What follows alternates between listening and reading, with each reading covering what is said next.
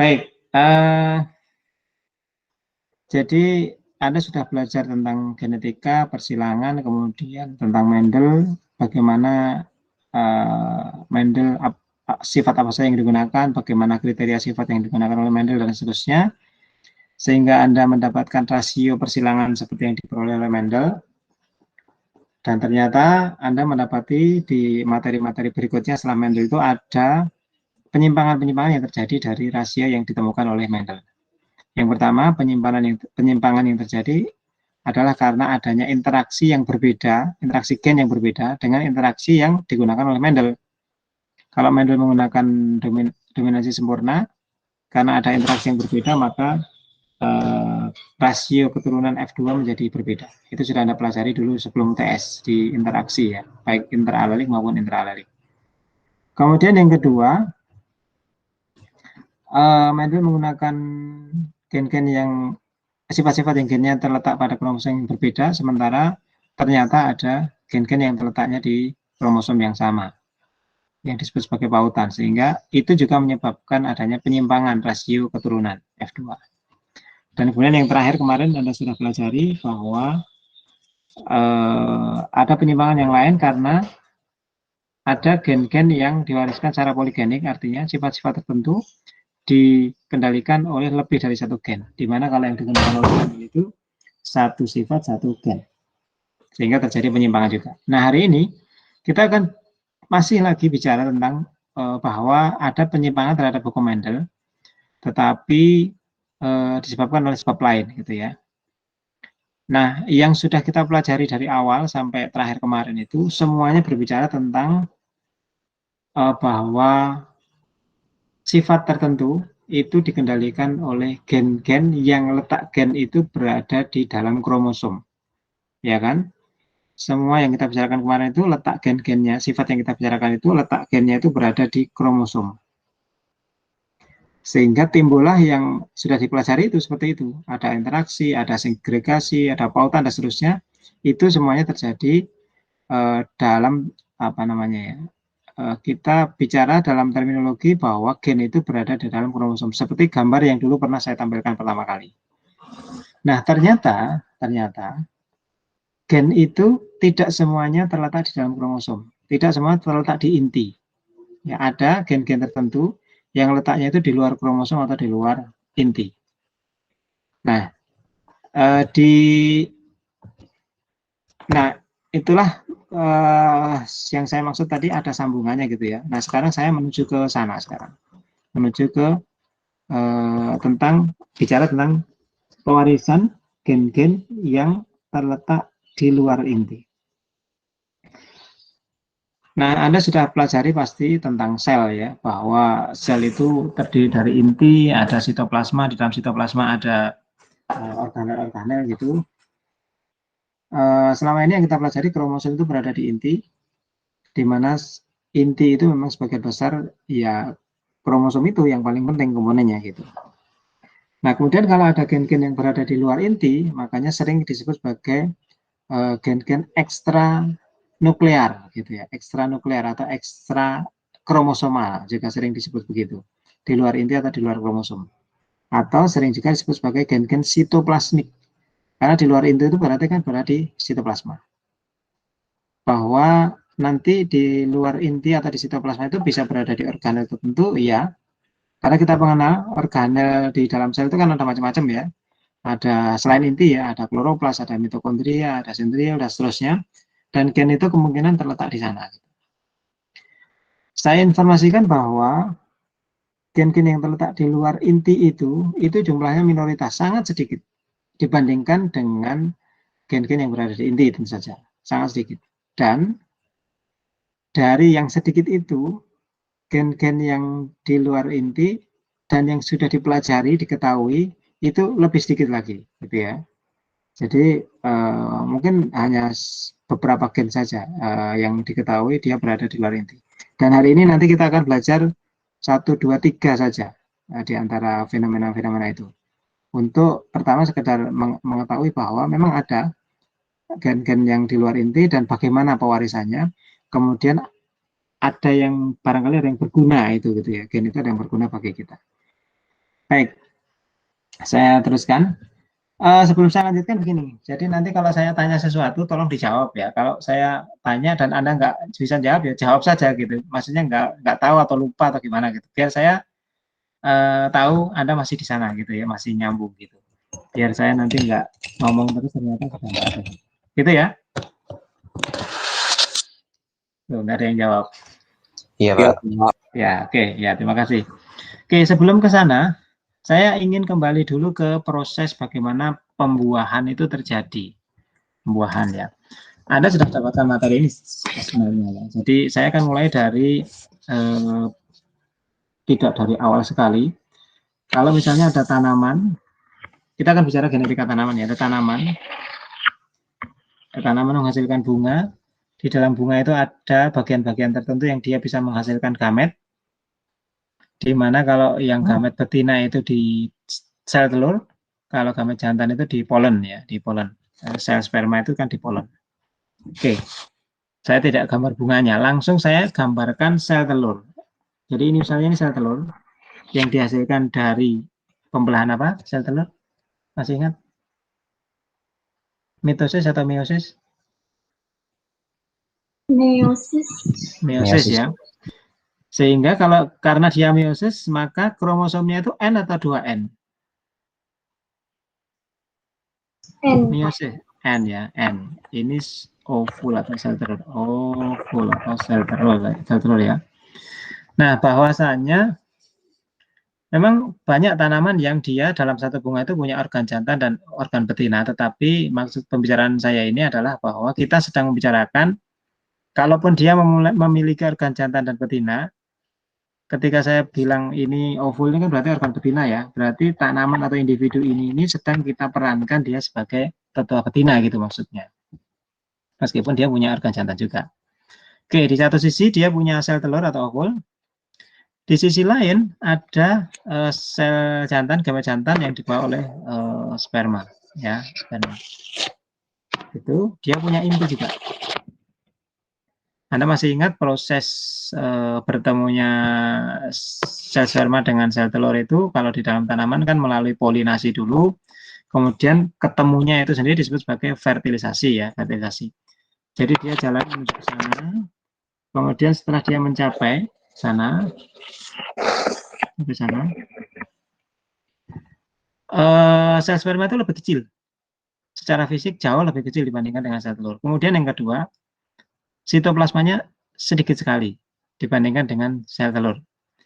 Nah, ketika dia sudah nempel gitu, maka karena ini kan gamet jantan ya berarti ya. Ini kan gamet jantan. N atau 2N? Gamet jantan di sel sperma. Kromosomnya N atau 2N? Halo? N. Ya? N ya. Ya, N juga kan, dia kan dari meiosis juga kan. Jadi meiosis itu kan berlangsung di organ jantan maupun di organ betina kan. Sama-sama menghasilkan gamet yang sifatnya N. Jadi sperma juga sel intinya adalah N. Yang nanti ketika terjadi penyerbukan, bukan penyerbukan,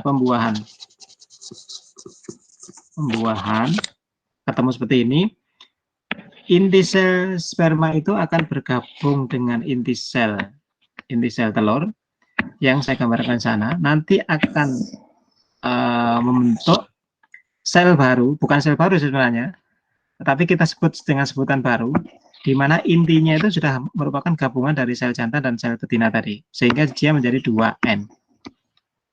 Oke, ya. Anda masih ingat namanya apa sel baru itu? Ayo, apa ya? Masa nggak ada yang ingat sama sekali? Ketika inti sel jantan ini sudah ketemu dengan inti sel betina, akan membentuk satu sel baru, di mana inti selnya sudah berubah menjadi 2N. Nah, sel ini secara keseluruhan disebut apa ini? Gamet. Gamet kan ini tadi yang masih zigot, N. Pak, zigot. Ya, zigot. Ya, menjadi zigot. Zigot itu satu sel kan, satu sel tapi sudah 2N hasil pertemuan tadi, gamet jantan dan gamet betina tadi. Oke. Nah, semua makhluk hidup itu kan sebenarnya kan khususnya yang tingkat tinggi ya, sebenarnya kan berasal dari sigot ini kan dulunya, dari satu sel saja.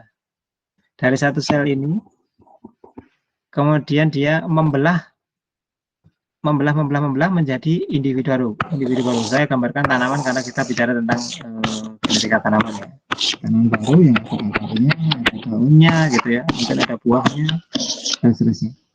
Nah, pertanyaan saya, dari satu sigot tadi menuju tanaman itu dia membelah dengan cara pembelahan apa? Pembelahannya apa? Sel ini, sigot ini menjadi beberapa sel. Menjadi dua dulu kan, dua, kemudian menjadi empat, empat menjadi 8 karena membelah kan. Menjadi 9. Menjadi 8, menjadi 16 dan seterusnya sampai membentuk individu baru. Pembelahannya ini pembelahan apa ini yang terjadi? Masih ingat nggak? Mitosis atau meiosis gitu aja deh. Halo? Tebak saja. Mitosis atau meiosis? Mitosis, Pak. Mitosis ya, mitosis ya. Kalau meiosis tadi kan yang terjadi di sel kelamin tadi ya. Ini terjadi mitosis.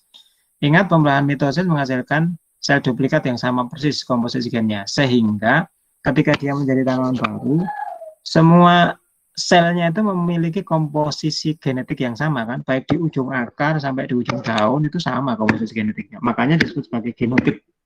Ini sepertinya saya sudah pernah sebutkan nih di pertemuan awal dulu. Ya. Oke. Nggak mau respon ini. Oke. Nah, ini. Baik. Makanya ini kemudian kan diberi istilah atau sebutan genotip ya ini. Satu tanaman itu kan satu genotip karena memiliki memiliki susunan genetik yang sama.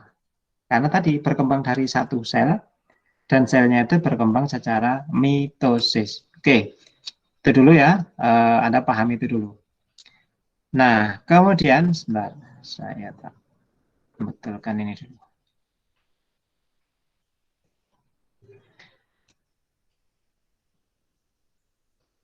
Kemudian, Anda ingat bahwa tadi di proses tadi ya, fertilisasi tadi, sel sperma itu yang bergabung itu kan cuma intinya. Sementara sitoplasmanya ini sitoplasmanya siapa ini? Sitoplasmanya siapa? Yang ada di sini maupun ada di sini. Sitoplasmanya? Betina. Betina. Iya, sitoplasmanya itu punyanya betina kan? Seluruhnya punyanya betina.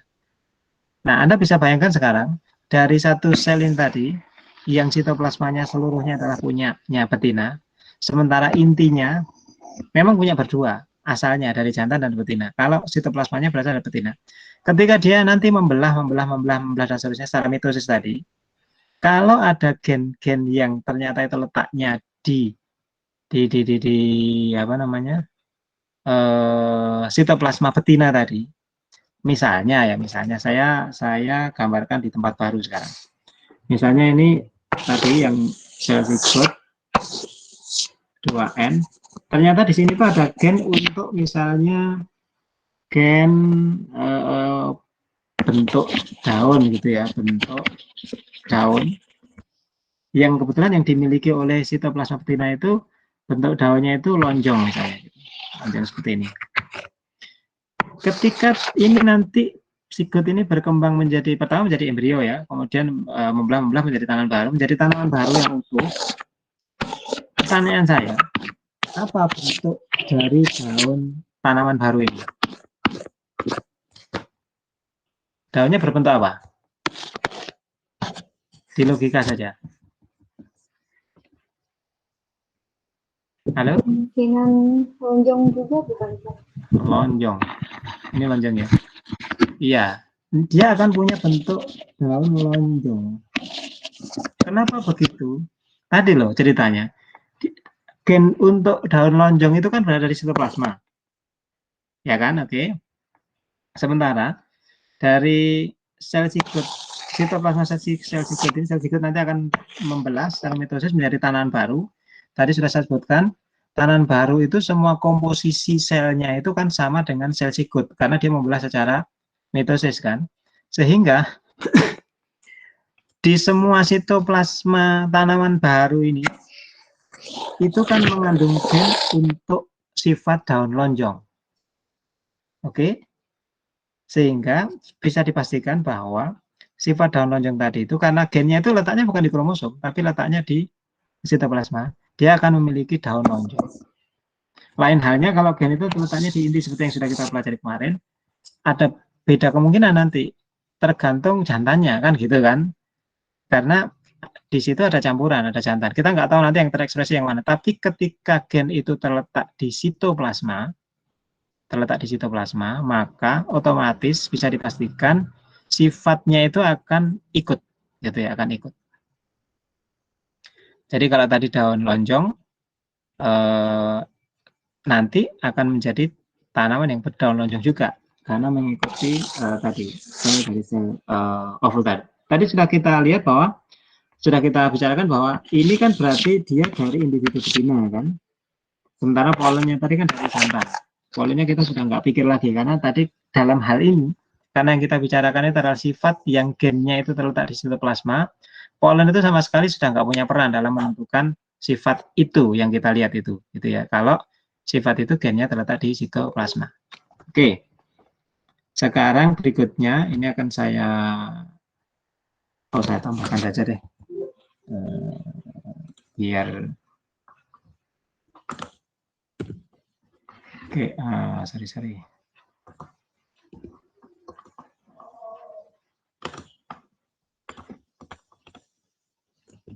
Nah, sekarang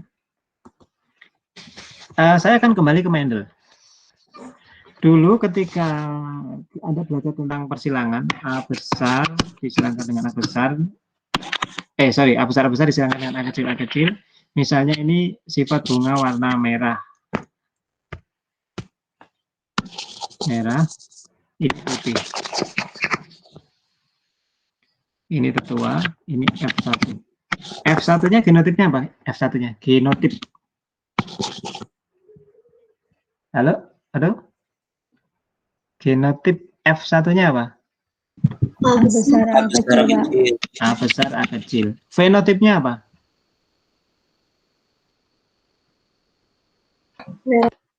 Mendel.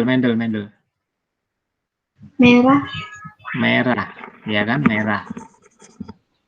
Sekarang pertanyaan saya, jika saya buat persilangan resiproknya, Anda masih ingat nggak persilangan resiprok itu apa? Persilangan resiprok. Yang untuk menentukan apa? Bukan gunanya, tapi persilangan resiprok itu apa? Yang dikawinkan dengan salah satu tetuanya, Pak.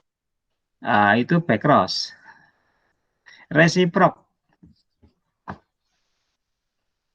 Resiprokal itu apa sih? Resiprok. Artinya bahasa Indonesia apa?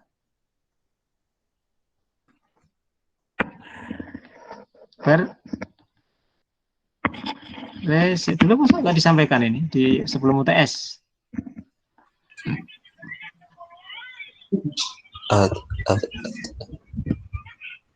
Ya. Yang dibalik, Pak. Dibalik apanya?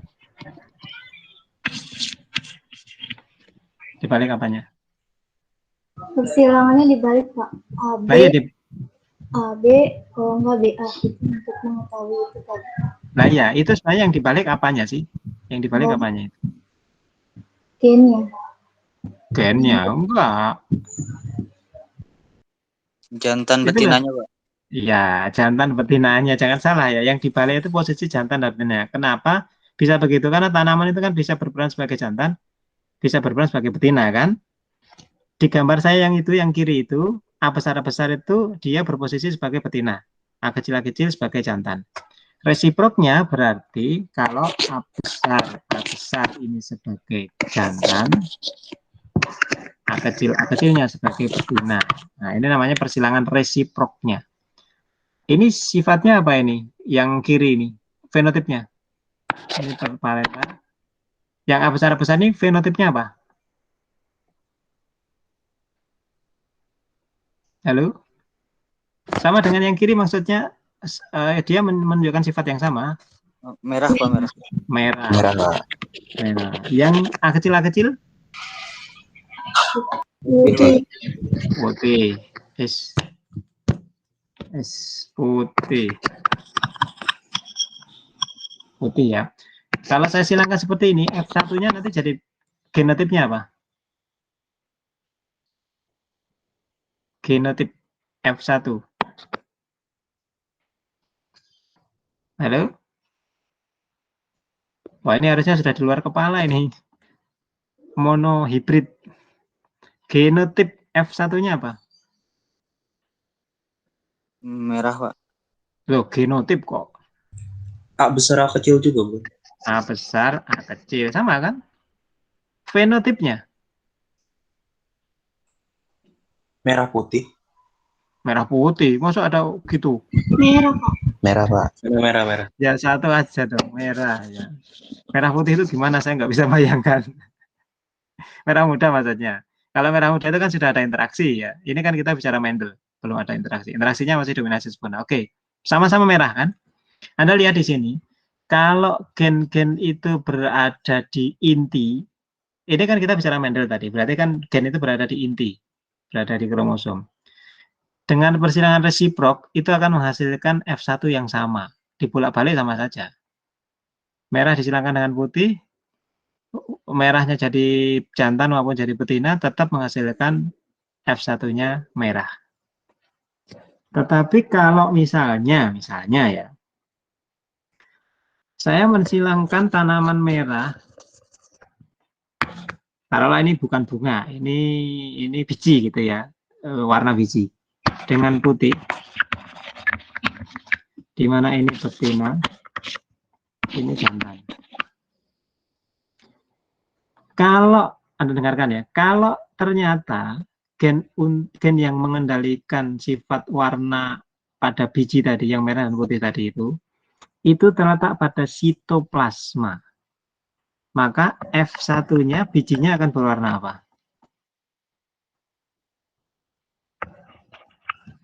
Ingat yang ini tadi. F1-nya, bijinya akan berwarna apa? Saya silangkan, betinanya merah, jantannya putih. Merah juga nggak, Pak? Merah. Nggak usah ragu-ragu, jawab aja lah. Salah nggak apa-apa gitu ya. Merah, kenapa kok merah? Ya, kenapa kok merah? Karena induk betina menyumbangkan. Ya, karena sifat warna merah itu datangnya atau dikendalikan gen yang ada di sitoplasma tanaman betina kan. Jadi karena betinanya merah, ya F1-nya merah. Oke. Kalau misalnya ini saya buat resiproknya. Ini betinanya saya ganti dengan yang putih sekarang. Merah betinanya. Kebalik. Jantannya yang merah. Sedangkan dengan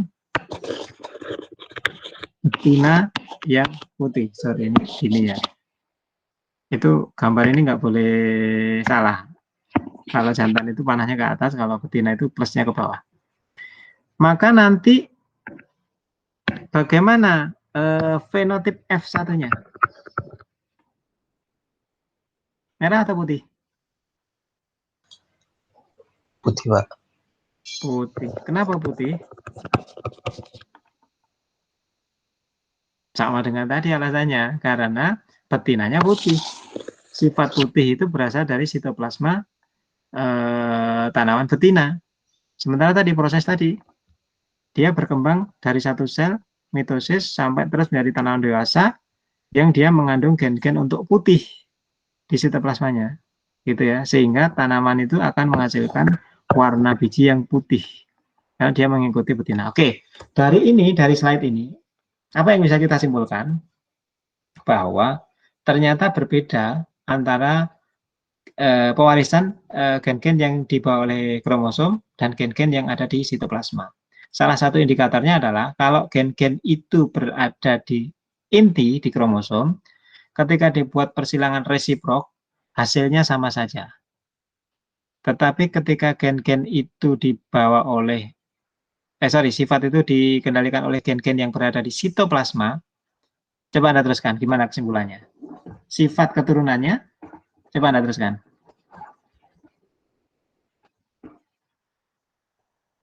Dari gambar itu coba, dari diagram itu. Sifat keturunannya kalau gen-gen itu berada di sitoplasma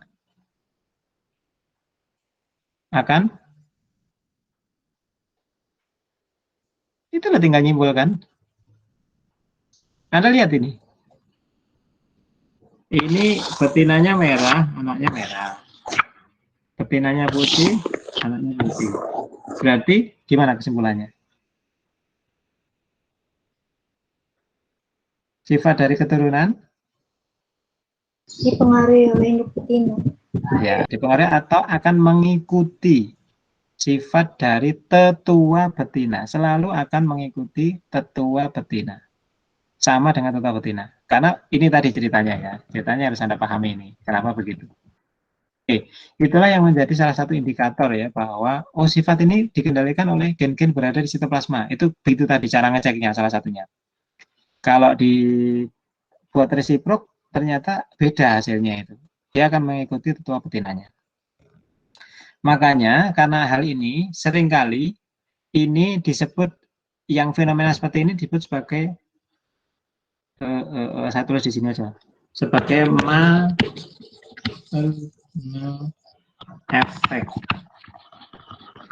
maternal effect atau pengaruh induk betina. Maternal itu kan betina, induk betina ya. Maternal effect. Karena memang sifat itu selalu ditentukan oleh sifat tetua betinanya. Maternal effect. Atau kalau bahasa Indonesia itu tetua ada yang menyebut tetua pengaruh indung, ada yang menyebut pengaruh induk gitu ya. Atau maternal effect. Oke, saya teruskan ya. Sampai di situ barangkali ada pertanyaan dulu sebelum saya lanjutkan. Kalau Anda paham ini nanti di bawahnya gampang gitu ya. Di bawahnya gampang. Yang penting Anda paham ini dulu. Sudah? Nggak ada pertanyaan? Kalau enggak saya teruskan. Oke, saya teruskan dulu ya. Nah, jadi pemeriksaan sitoplasmik itu beberapa kriteria itu ya yang harus dilihat bahwa pasti dia punya DNA atau gen yang berada di luar kromosom atau di luar inti. Itu pertama. Kemudian yang kedua tadi ketika disilangkan resiprok dia akan berbeda hasilnya antara posisi 1 dengan posisi 2 itu berbeda. Kan ini berbeda dengan kalau gen itu berada di kromosom. Hasilnya akan sama saja gitu. Kemudian yang ketiga, tentu saja karena dia gennya itu berada di luar kromosom, segregasinya nggak seperti yang dilakukan oleh Mendel itu. Nggak ada urusannya dengan yang Mendel itu kan. Karena dia selalu mengikuti tetua betina. Kalau Mendel itu kan segregasinya separuh-separuh, jantan betina ketemu, nanti dia segregasi kan gitu. Kalau ini enggak, selalu mengikuti tetua betina, sehingga tidak sesuai dengan Mendel. Nah ini yang tadi disebut sebagai penyimpangan dari Mendel ya, karena ini gitu. Kemudian karena dia juga gen-gennya itu tidak terletak di kromosom, maka tentu saja nggak bisa dipetakan gitu. Mungkin kadang-kadang ya itu hanya satu gen saja gitu di mitokondria ada satu gen saja gitu ya. Jadi nggak bisa dipetakan dan toh dia bukan kromosom karena peta itu kan kita ngomong kemarin peta kromosom ya. Karena ini bukan di kromosom maka tidak bisa dipetakan. Oke, dan tidak ada pautan, nggak ada istilah pautan di situ. Oke.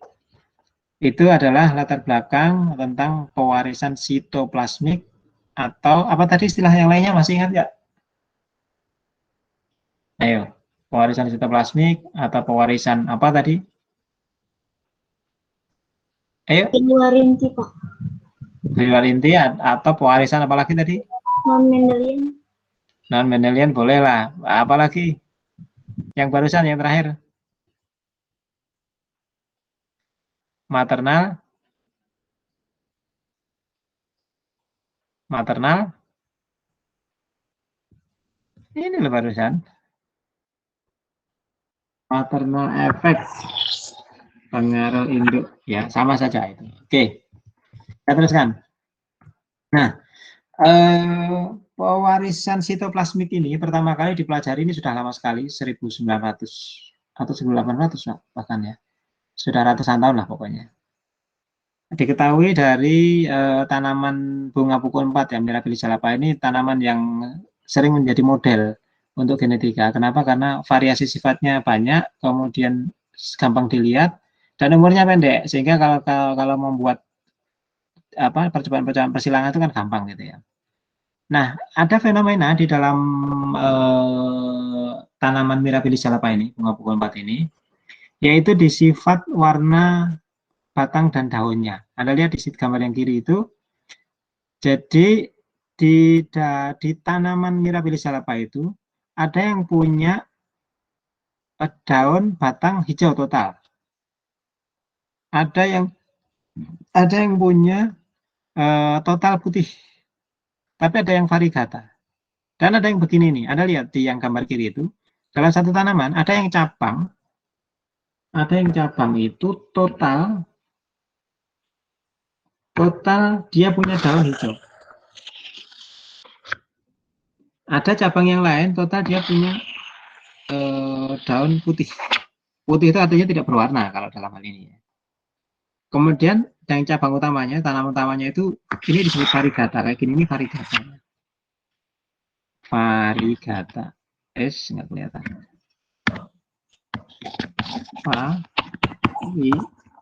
Variegata.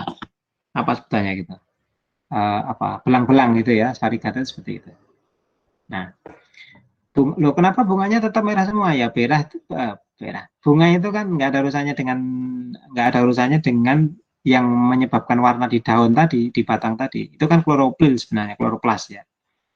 Jadi bunganya tetap aja, mau kalau yang aslinya merah ya tetap merah, yang ungu ya tetap ungu gitu. Nggak ada urusan dengan ini, karena berbeda. Gen pengendalinya beda. Oke. Nah, di dalam percobaan ini, Anda lihat percobaannya itu di sebelah kanan itu seperti segi 40 net itu ya. Kalau ini dibagi menjadi 3 gini. Ini dulu. Ini seksi pertama, ini seksi kedua gitu ya. Ini pertama, kedua, ketiga. Yang pertama Anda lihat dulu. Ketika polen itu diambil dari cabang putih, artinya diambil dari sini. Nah, polennya diambil dari sana. Digunakan untuk menyerbuki bunga yang dari cabang putih. Diselfingkan ke sini berarti. Ya. Maka dia akan menghasilkan keturunan yang warnanya putih. Total putih. Ketika polen diambil dari cabang yang hijau, artinya dari sini, polen dari sini ini, digunakan untuk menyerbuki bunga yang dari cabang putih. Ini diserbukan ke sana. Nanti akan menghasilkan tanaman putih juga. Kemudian dari polen dari cabang yang variegata ini, ya polennya dari sini ini digunakan untuk menyerbuk sini juga, yang cabang putih akan menghasilkan tanaman yang putih juga. Itu pertama. Kemudian yang kedua, sama percobaannya seperti itu, hanya betinanya itu ganti sekarang. Betinanya diambilkan dari cabang yang hijau. Jadi dari yang cabang putih diserbukkan ke hijau, dari yang cabang polen cabang hijau diserbukkan ke hijau juga, yang variegata diserbukkan ke hijau juga. Hasilnya ternyata semuanya mengikuti betina. Hijau, hijau. Nah, kita lihat yang ketiga sekarang. Ketika diserbukkan ke yang cabang variegata, kita akan melihat variasi di situ. Ada yang putih, ada yang hijau, ada yang variegata. Nah, bagaimana ini menjelaskannya? Kok enggak variegata semua gitu ya? Bagaimana penjelasannya? Kita akan lihat penjelasannya setelah ini, tapi tetap nanti ini mengikuti maternal effect, pewarisan sitoplasma. Kalau ini hanya penjelasan gambar ini tadi ya sebenarnya, hanya dibuat tulisan gitu. Nah, ini penjelasannya yang tadi. ini tadi itu begini, ini yang pertama, ini kedua gitu ya. Ketika polen kan berarti dari jantan tadi, polen itu digunakan untuk menyerbu yang putih. Nah, yang berwarna putih, siapa yang berwarna putih, itu maksudnya plastidanya itu, kloroplasnya itu semuanya mengandung gen-gen untuk warna putih. Sehingga ketika dari ini apa tadi ya? Apapun ini ya, ini apapun digunakan untuk menyerbu yang putih, maka dia akan menghasilkan putih. Dari manapun, kalau digunakan untuk menyerbu yang hijau, dia akan menghasilkan tanaman hijau. Tapi apapun kalau digunakan untuk menyerbu tanaman yang varigata, varigata ini satu tanaman maksudnya.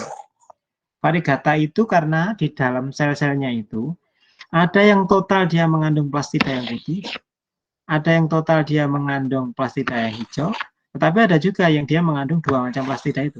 Jadi kalau di tanaman, individu tanaman, kalau ada sel-selnya itu punya satu ini, dua ini, kan penampilannya itu kan jadi varigata kan. Ada sel-sel yang total hijau, ada sel-sel yang total putih, ada yang sel-sel yang campur hijau dan putih. Sehingga penampakannya itu menjadi varigata seperti ini. Campur hitam putih belang-belang. Nah, kemudian ketika disilangkan, sebelum disilangkan ya, jadi ketika dia punya tipe sel yang seperti itu, maka dia juga akan bisa menghasilkan sel telur dengan tipe yang macam-macam. Ada sel telur yang tipenya itu dia punya plastida putih tok, yang pertama ini. Ada tipe sel telur yang menghasilkan hijau tok plastidanya. Ada sel telur yang menghasilkan tipe 3 yaitu campur putih dengan hijau. Sehingga ketika dia diserbuki oleh apapun polennya, kalau yang dia itu kebetulan ketemu dengan sel yang plastidanya putih semua, dia akan menjadi putih. Yang ketemu dengan hijau semua akan menjadi hijau semua. Ketemu dengan varigata, dia akan gini, campur. Ya, akan campur. Ada yang hijau, ada yang putih. Makanya tadi kan bisa menghasilkan ini, ada yang putih, hijau atau varigata. Itu penjelasannya. Tapi tetap akan mengikuti tetua betina. Ini kan tetua betinanya ini. Sifatnya akan mengikuti tetua betina. Ya, masih juga disebut sebagai maternal effect. Oke, itu fenomena yang pertama kali dipelajari tentang maternal effect di tanaman Mirabilis jalapa. Satu poin kita catat bahwa ada gen yang letaknya itu di luar inti atau di sitoplasma, yaitu gen untuk mengendalikan tadi produksi klorofil sebenarnya itu. Tapi kan itu berimbas pada warna, ya di plastida, ya berimbas pada warna. Jadi secara fenotip kita lihat sebagai warna daun, warna cabang gitu. Padahal sebenarnya dia adalah produksi itu sebenarnya, apa namanya, klorofil tadi. Oke, ini contoh yang lain, tanaman varigata. Kemudian ini contoh yang lain lagi,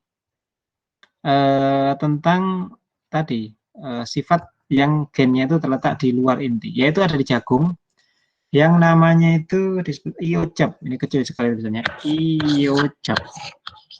Iocap itu sebenarnya dari io-nya itu dari Iowa, negara bagian di Amerika. Cap itu japonica. Karena yang dibuat untuk percobaan ini adalah jagung japonica, ya, Iowa japonica, iocap. Jagung iocap itu penampilannya seperti ini ya.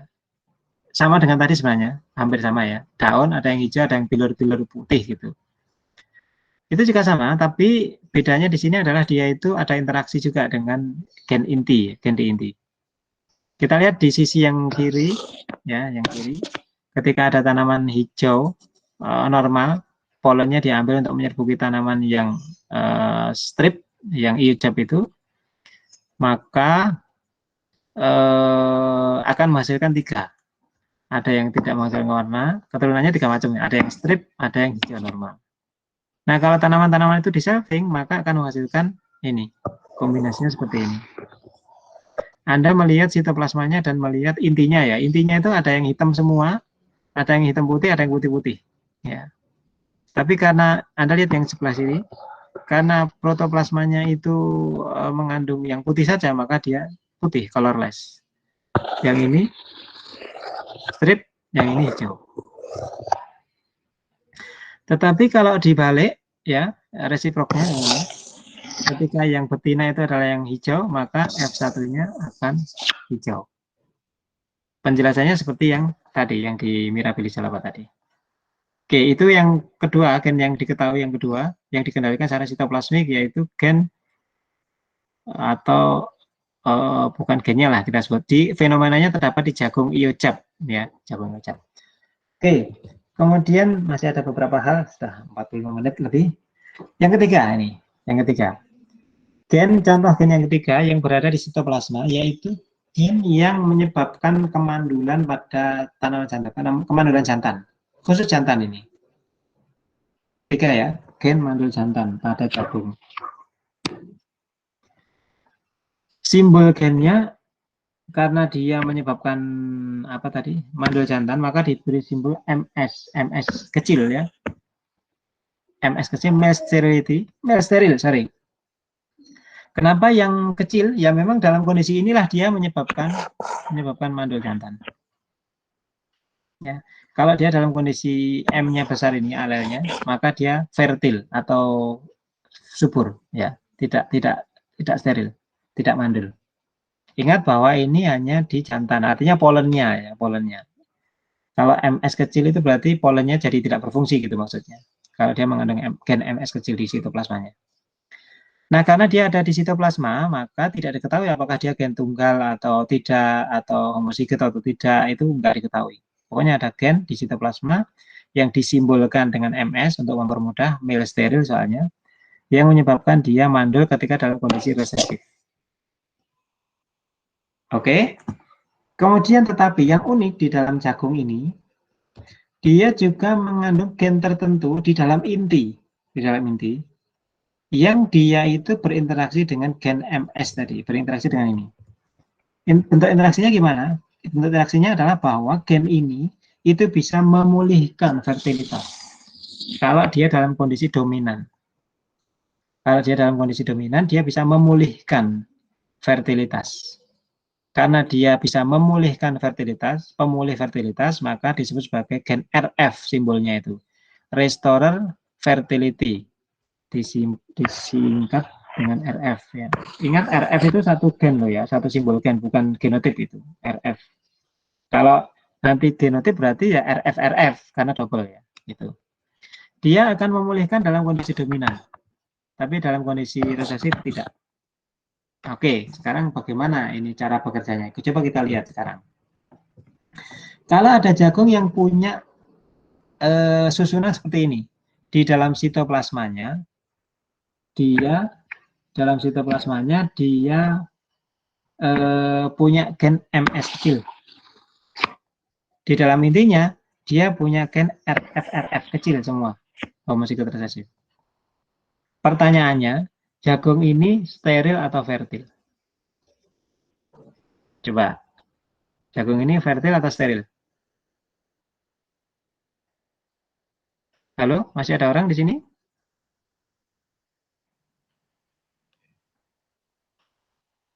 Jawabannya cuma dua loh, fertil atau steril. Halo, masih ada yang di sini? Masih, Pak. Ya. Pilih saja, fertil atau steril. Oke lah, untuk pertama kali mungkin kita pecahkan sama-sama ya. Kita pecahkan sama-sama. Nanti yang kedua Anda coba jawab sendiri. Tadi MS dalam kondisi kecil gini, M kecil, S kecil, dia menyebabkan steril atau fertil?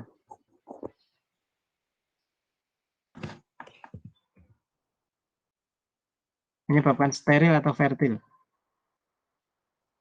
Steril, Pak. Steril, oke. Berarti ini menyebabkan steril. Tapi jangan langsung disimpulkan ya, satu-satu, karena nanti ada interaksi dengan inti. Kita lihat, bisa jadi dia menjadi fertil, bisa jadi tetap steril. Oke, dia menyebabkan gen di sitoplasma menyebabkan steril.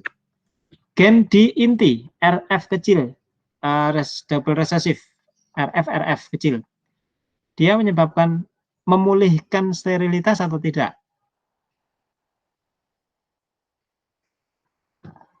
Harus saya balik ke sana. RF kecil, memulihkan atau tidak? Tidak, bukan. Tidak. Iya. Berarti bagaimana fenotip jagung yang ini? steril atau fertil secara keseluruhan. MS-nya menyebabkan steril dan tidak dipulihkan. Berarti steril atau fertil? Steril. Steril, tetap steril ya. Iya. Karena kan dia atau mandul jantan steril. Karena dia punya gen untuk sterilitas dan gen pemulihnya itu tidak berfungsi karena dia dalam kondisi resesif sehingga dia tetap steril. Oke, sudah bisa dipahami gitu? Kita cek sudah paham atau belum dengan yang kedua sekarang. Nah, kita coba yang ini. Kalau tanaman jagung yang ini steril atau fertil? Fertil. Ya? Nggak jelas. Hampir mirip soalnya bunyinya, fertil sama steril. Fertil atau steril? Fertil. Fertil. Kita cek coba satu-satu ya. MS-nya menyebabkan steril atau tidak? Fertil atau steril? Fertil. Fertil. RF-nya memulihkan atau tidak? Tidak. Tidak. Tapi ada masalah nggak ketika di sini sudah fertil dan tidak dipulihkan? Apakah tetap fertil atau menjadi steril?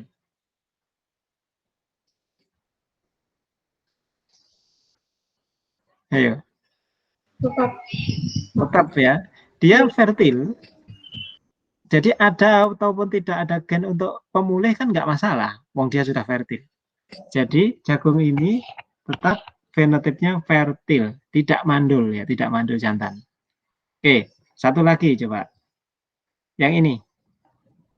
Fertil atau steril?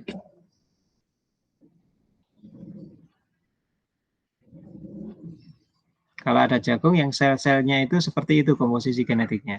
Di sitoplasmanya mengandung gen MS kecil, di intinya mengandung RF.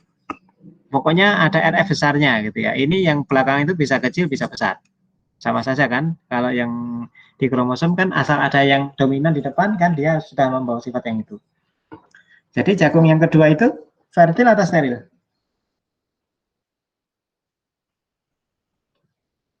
Halo? Ini fertil atau steril? MS-nya Steril, Pak. menyebabkan steril. Kemudian gen intinya memulihkan atau tidak? Memulihkan. Memulihkan sehingga Fertil. fenotipnya menjadi fertil karena steril. Dia awalnya steril tapi karena ada gen itu dipulihkan menjadi fertil. Gitu ya, dari 3 contoh tadi saya harapkan Anda sudah paham bagaimana cara kerja ini. Oke. Nah, mungkin yang jadi pertanyaan, kalau yang di Mirabilis Jalapa dan yang IOJAP tadi memang saya belum mendapatkan itu terus buat apa gitu ya. Hanya sekedar pengetahuan bahwa memang ada gen-gen yang bekerja begitu cara kerjanya. Tapi khusus untuk yang ini, untuk yang male sterility ini ada gunanya nanti. Dan perannya itu sangat besar. Bahkan dia menjadi revolusi ya, di dalam perbenihan. Dia sudah bisa menghemat jutaan dolar. Ya. Kenapa begitu? Ceritanya ada di dalam produksi benih hibrida. Oke, Anda mungkin belum mendapat materi tentang hibrida ya, karena ini di pemuliaan nanti Anda belum ngambil mestinya. Tapi saya akan ceritakan secara singkat dari gambar ini nanti kalau Anda mau pelajari detailnya di situ, tapi saya akan ceritakan secara singkat begini. Anda kan sudah pernah mendengar namanya varietas hibrida kan ya, varietas yang unggul. Meskipun artinya hibrida itu bukan unggul. Hibrida itu kan hybrid hasil persilangan.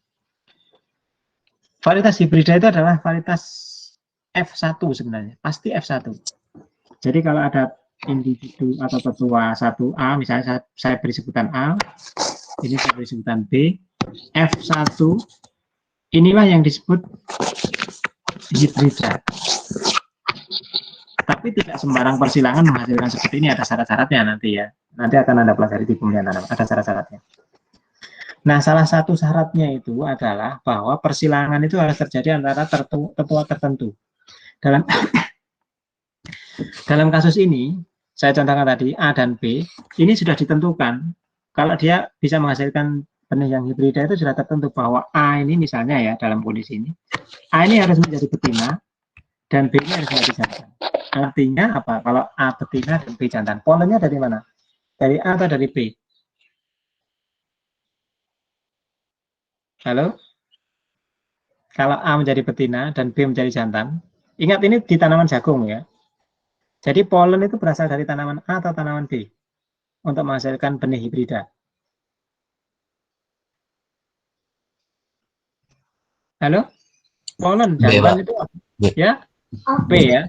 Polen itu dari tanaman B. Harus seperti itu, nggak boleh A ke B, nggak boleh A ke A, nggak boleh B ke B, gitu ya. Untuk menghasilkan benih hibrida harus polen B itu menyerbuki A. Jadi nanti yang dipanen itu khusus jagung dari tanaman A, nggak boleh panen dari tanaman B.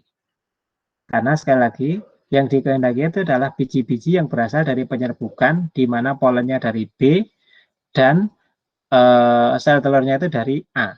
Otomatis kan yang dipanen kan tanaman A, gitu kan? Oke. Masalahnya Anda kan pernah melihat tanaman jagung kan? Tanaman jagung itu kan punya bunga jantan, punya bunga betina yang masing-masing berfungsi.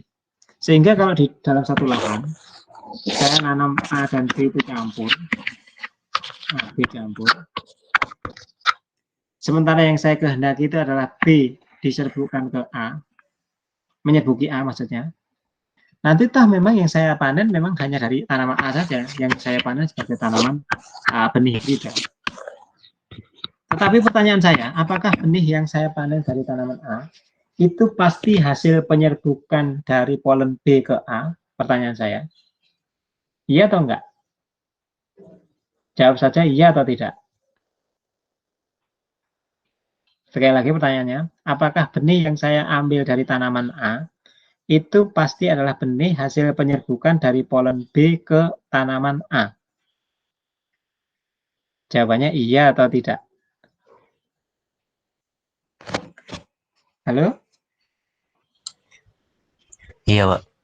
Iya. Iya. Kenapa kok iya?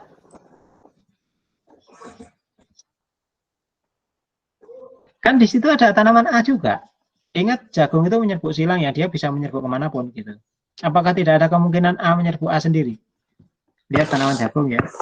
Tanaman jagung, tongkol itu kan bunga betina. Bunga jantannya di atas sana. Dia bisa menyerbuk ke tanaman jagung yang lain, bisa menyerbuk sendiri juga kan? Kalau dia menyerbuk sendiri berarti kan A ke A. Polen A menuju ke bunga betina A. Dan itu tidak dikehendaki. Oke, sudah bisa dipahami? Jadi ketika saya nanam dalam satu lahan, dan memang begitu nanti ya produksi benih hibrida itu, saya nanam di lahan yang sama, tetua A dan tetua B. Hanya masalahnya, memang nanti saya panen dari tanaman A saja yang dipanen untuk benih, tetapi masalahnya penyerbukan itu harus dari polen B ke A, sementara A itu bisa menyerbuk sendiri juga. Kalau menurut Anda bagaimana cara pemecahannya? Menurut Anda coba. Dengan morfologi tanaman jagung yang seperti itu. Menurut Anda, bagaimana kira-kira cara gampang untuk memecahkan masalah itu? Biar A itu tidak menyerbu A gitu. Biar hanya dari B saja. Gimana caranya? Menurut Anda? Secara fisik gimana caranya? Biar polen ini tidak menyerbu ke sini. Dipotong ke atasnya. Iya, dipotong. Iya, memang betul, begitu caranya, dipotong. Itu cara gampangnya ya, cara sederhana lah.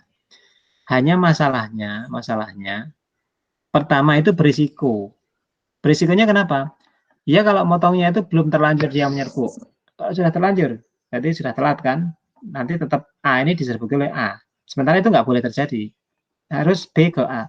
Yang kedua, ya kalau Anda itu menghasilkan benih dari 5-10 tanaman saja atau lahan 100 meter kali 100 meter gitu ya, Anda masih akan sanggup motongi bunga jagung gitu ya. Tapi kalau lahan Anda itu sudah 10 hektar, apa Anda mau motongi satu-satu? Kan tidak mungkin. Itu yang pertama. Yang kedua, kemudian kebetulan kalau jagung itu enak seperti itu ya, bunga jantan, bunga betinanya terpisah. Kalau nanti itu kita terapkan di tanaman yang lain kan sulit. Ya kan? Sulit. Misalnya di tanaman padi gitu hampir nggak mungkin Anda mau gimana buang polen satu-satu kan, tidak mungkin terjadi. Sehingga, nah berarti Anda sekarang harusnya sudah tahu kaitan antara ini dengan ini tadi. Nah, gimana kalau menurut Anda strateginya? Agar kita nggak usah motongi gitu. Gimana caranya? Menghubungkan antara fenomena ini dengan yang tadi. Nah, ini Anda belajar berpikir analitis ya, logis. Gimana caranya menurut Anda?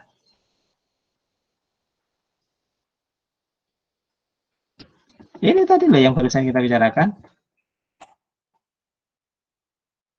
Belum lihat hubungannya? Kenapa sih ini kok tadi Anda punya ide memotong tanaman bunga jantan? Kenapa? Agar Tidak halo? terjadi penyerbukan. Iya, agar tidak terjadi penyerbukan. Bagaimana caranya agar dia itu tetap berada di situ, tetapi dia tidak bisa menyerbuki? Hubungkan dengan fenomena ini tadi. Gimana caranya? Nggak ketemu? Terakhir ini. Habis ini udah selesai. Kalau ini terjawab, selesai sudah. Gimana caranya agar kita nggak usah motong-motong gini, tapi polen dari A ini misalnya tanaman A ya, ini tidak bisa menyerbu bunga ini. Atau kalaupun menyerbu itu nggak jadi gitu. Kaitkan dengan ini tadi. Gimana caranya?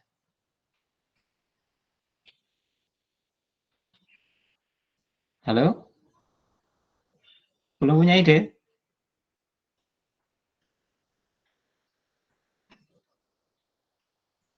Nyambung nggak? Idenya nyambung nggak ini? Belum ketemu sambungannya. Sekali lagi ya, di dalam produksi hibrida, biar kita nggak usah motong-motong ini bunga jantan, tapi agar polen di sini tuh tidak membuahi ini, gimana caranya? Sementara tadi kita punya ada sebuah gen yang bisa menyebabkan ini steril gitu. Polen itu steril. Gimana sekarang coba caranya?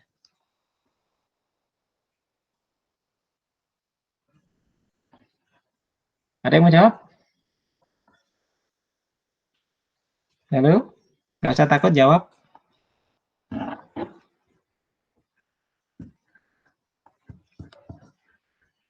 Ini ada orangnya nggak sih?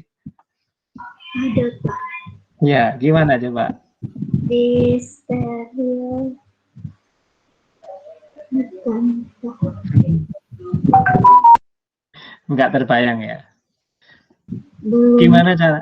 Gimana caranya agar ini tadi tanpa kita harus motong-motong, kita tidak takut bahwa polen di sini itu akan menyebut ini. Ya kan tadi kita punya gen itu kan yang bisa membuat mandul jantan tadi kan. Ya gen itu kita masukkan ke genotip A ini gitu. Ketika gen itu ada di individu A, meskipun polennya itu ada dan menyerbuk ke sini, kan kita nggak khawatir kalau dia membuahi. Karena polen itu tidak berfungsi, gitu kan? Nah, Anda mungkin khawatir lah, terus gimana cara masukkan, itu urusan nanti gitu ya. Yang penting bahwa ada gen yang bisa menyebabkan polen itu tidak berfungsi atau mandul jantan tadi. Sehingga dengan demikian, kalau itu bisa dimasukkan ke dalam individu A ini tadi, ketua A ini tadi, maka kita sudah akan menghindari terjadinya self-fame. Tadi saya katakan bahwa ini terobosan yang luar biasa, yang menghemat ratusan juta dolar. Bayangkan kalau dulu orang produksi ini harus memotong bunga jantan itu bisa dilakukan memang, tapi kan perlu biaya dan seterusnya, waktu dan seterusnya. Pemotongan bunga jantan itu namanya ini istilahnya ya, di tesseling. Tessel itu bunga jantan, jagung namanya tessel. Tesseling itu maksudnya membuang bunga jantan, dan itu usaha yang bisa dilakukan untuk tadi menjamin bahwa A itu tidak menyerbuk dirinya sendiri. Itu ya. Nah, ada cara yang lebih efektif yaitu membuat jantan itu mandul. Bukan jantan ada. Tanaman betinanya justru ini ya. Tanaman betinanya itu jantannya mandul. Sehingga dia tidak menyerbuk dirinya sendiri. Oke, itu ya. Oke, mohon nanti ini diulang-ulang kembali, nanti Anda akan bisa memahami lebih baik.